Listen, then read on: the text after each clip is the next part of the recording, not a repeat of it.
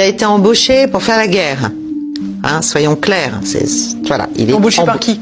Mais par nous, par l'OTAN, par les États-Unis, par la Grande-Bretagne et par l'Europe qui suit comme un chien derrière.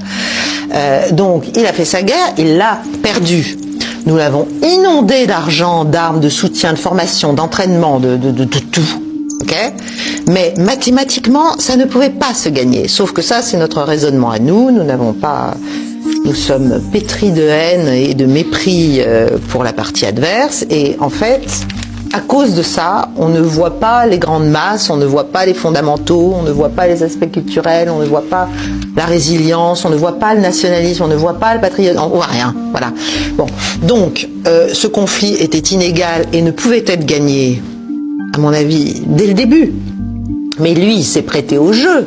Donc c'est bien mignon d'aller expliquer, mais enfin, on nous a promis 177 milliards, on nous en donne la moitié, du style, c'est pas de ma faute, quoi. C'est pas de ma faute. Voilà. Donc, mais sauvez-moi. Alors la corruption, il faut quand même savoir que entre un tiers, enfin un bon tiers, un 40% facilement, de tout ce qui a été donné a juste disparu. Hein, et notamment au plan des armements, des équipements, alors justement, etc. Oui, parce que cette corruption et ce détournement, il s'applique aussi aux armes. Mais bien sûr, mais absolument, mais on en trouve partout, on en trouve en Afrique, on en trouve au Moyen-Orient, les armes ukrainiennes.